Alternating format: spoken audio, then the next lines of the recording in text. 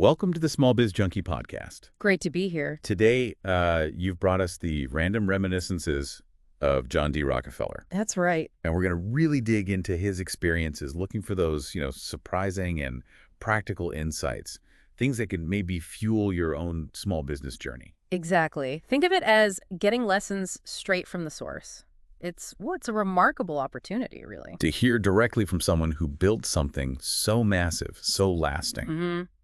It lets us look beyond just the big picture outcome and understand the principles, the foundational stuff that guided him. Okay, so let's dive right into his beginnings.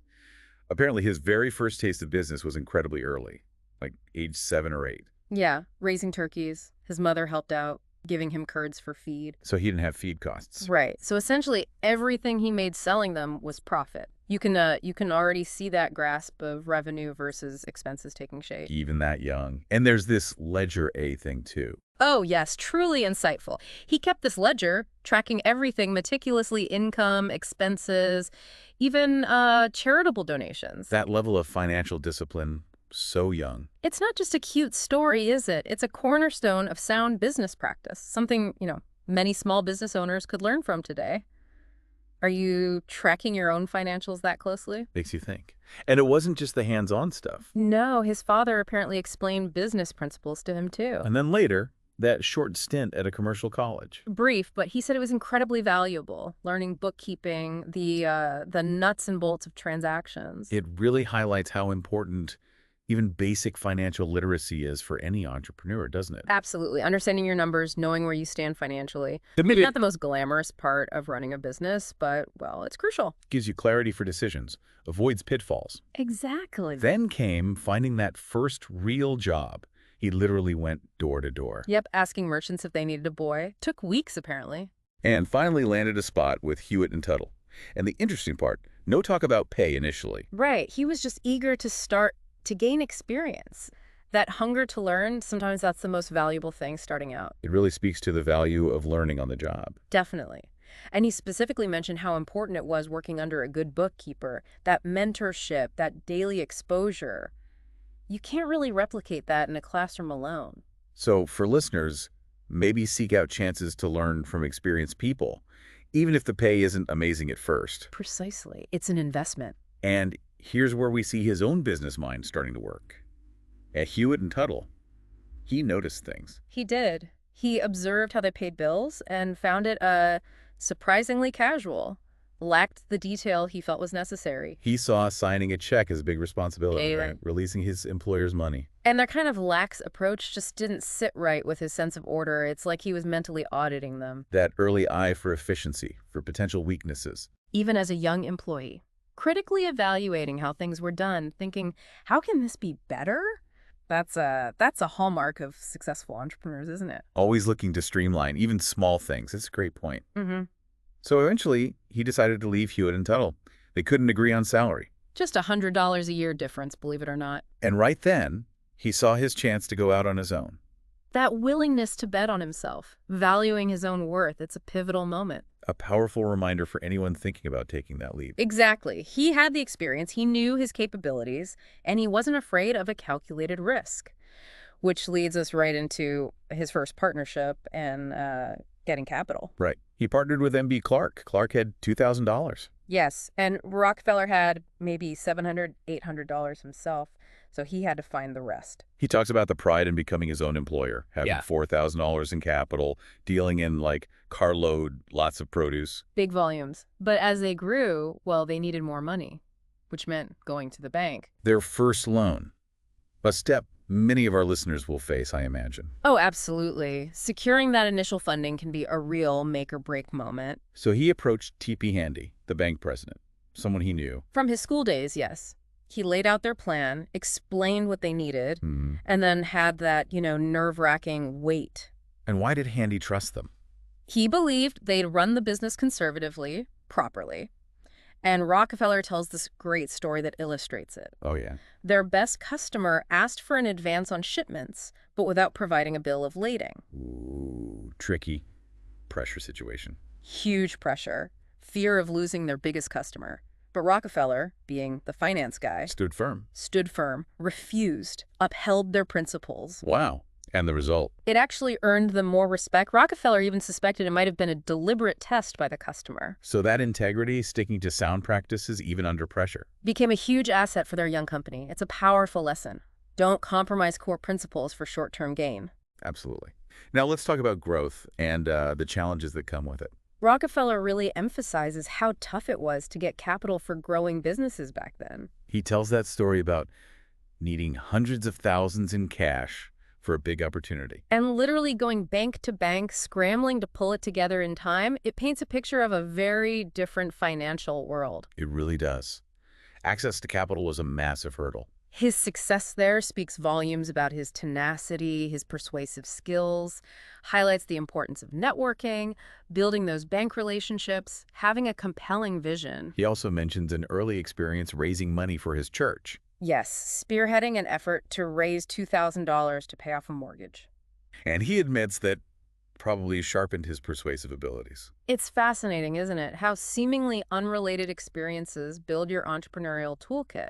Those fundraising efforts must have honed his communication, negotiation, motivation. All essential for leading a business. It's a reminder to look for learning opportunities everywhere, not just in, formal business settings. Then came the big move into oil with Rockefeller and Andrews. Right.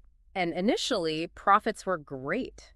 Huge, even. But then, Oversupply, prices plummeted, the whole industry was threatened. Classic boom and bust cycle. a common challenge, especially in new industries. Exactly. High returns attract everyone, then capacity shoots up, prices crash. Survival isn't just about riding the boom. It's about adapting when the market shifts. Precisely. And that's what they did. They saw the need to expand markets, push exports. And radically improve refining, drive down costs, use byproducts. Yes, that proactive approach to market expansion and operational efficiency was their lifeline. They didn't just see the problem, they developed real solutions. Critical lesson there. Always look for ways to increase demand and always operate as efficiently as possible. Then he talks about the barrels. Transporting oil in barrels was just unsustainable, Hugely unsustainable. Yeah. Costly, limited materials. It was a bottleneck, which led to the pipeline system. a massive undertaking. Huge capital needed, state-level corporations. It wasn't just a tweak. It was a complete rethink of logistics. A true game changer. Absolutely. Drastically cut transport costs, much more reliable. The brilliance wasn't just the tech, but how they pooled resources, navigated regulations to make it happen. Bold, infrastructure-level thinking. Even on a smaller scale today, that kind of thinking about core logistics can be incredibly impactful. He stresses how essential those pipelines became for the whole industry. Affected well values, market reach, everything. And following that, they made a really strategic call He focused. to focus entirely on oil and related products, resisted diversifying, concentrated on perfecting their core operations. That laser focus seems so important. It allowed them to become true experts. No spreading resources too thin. They built deep expertise, optimized everything, created a huge competitive advantage. A lesson for small businesses, maybe. Don't try to do too many things at once, especially early on. Definitely. The power of specialization. And they focus on their people, too. Yes, investing in training their own workforce from the ground up, fostering loyalty through advancement opportunities, even stock ownership. That's quite progressive for the time, recognizing the value of human capital. Absolutely. Investing in employees, creating growth paths, aligning interests. It creates a dedicated team. Yep. Clearly a key ingredient for them and a principle you can apply regardless of business size.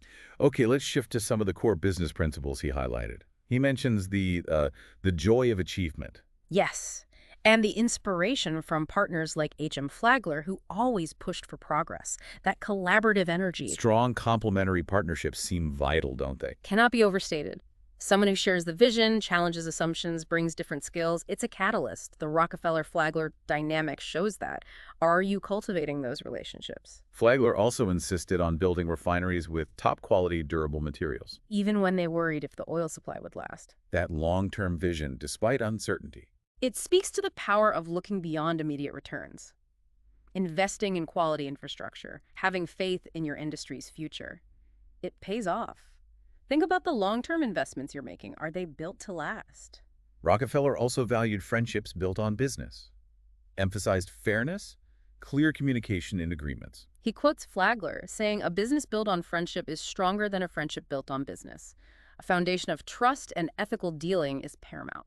Clear, transparent communication. Hmm. Fairness. Are your dealings built on that? It's essential. He also talks about adaptability, seizing opportunities even amidst challenges like new oil field discoveries. The landscape is always shifting. Your ability to recognize opportunities, adapt strategies, it's vital for survival and growth. Can't be afraid to pivot.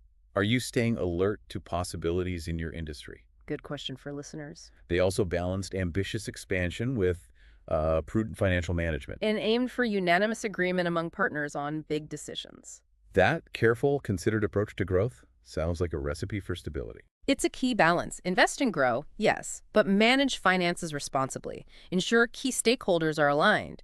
Unanimous agreement might be tough, but it leads to robust strategies. And that recurring theme, high ethical standards, focusing on long-term, sustainable practices, not quick, questionable wins. Building a sustainable business is more than quick profit. It's reputation, trust.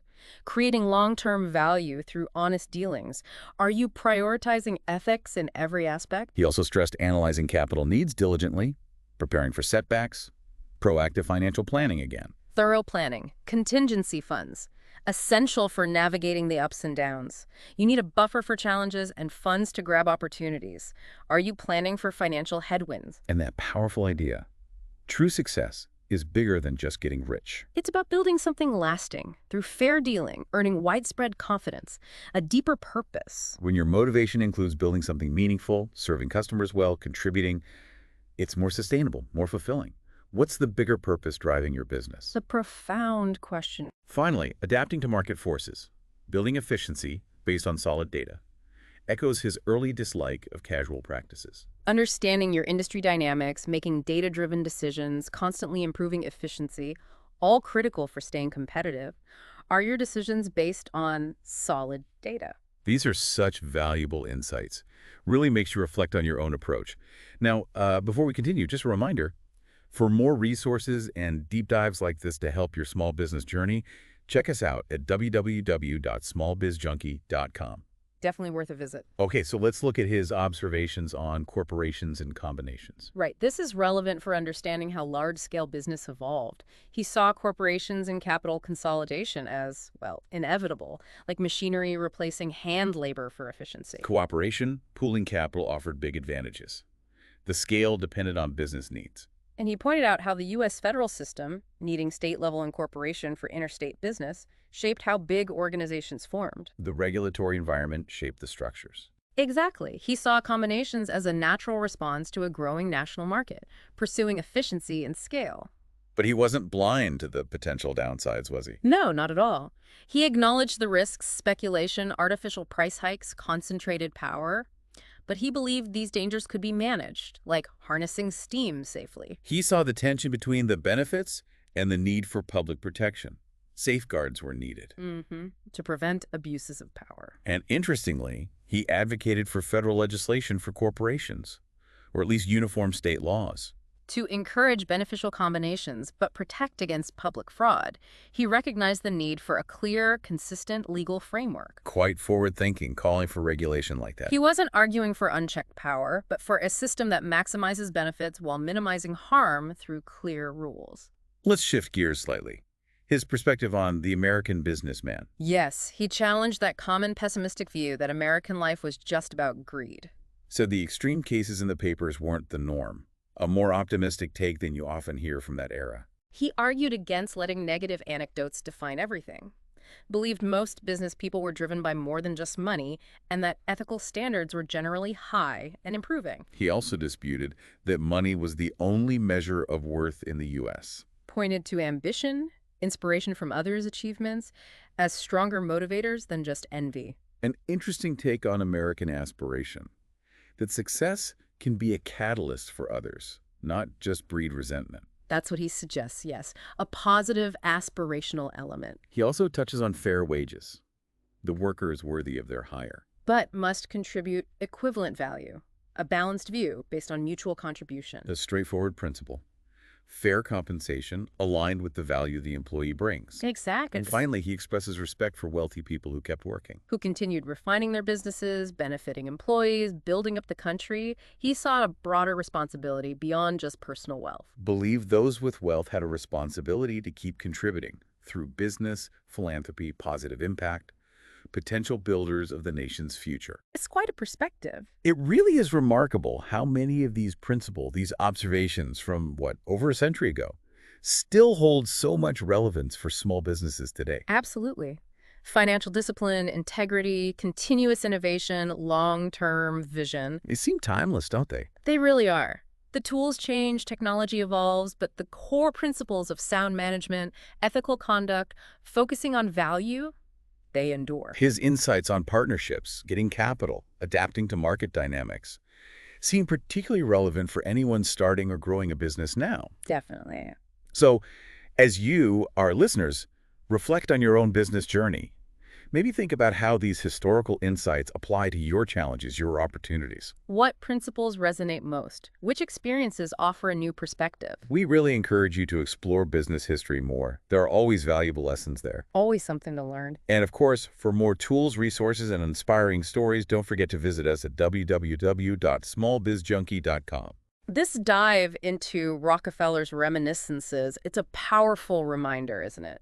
At the heart of every successful business, big or small, are these fundamentals: integrity, efficiency, adaptability, vision. Applying those timeless lessons can help you build a more resilient, more impactful business. Well said. Thank you for listening to the Small Biz Junkie podcast.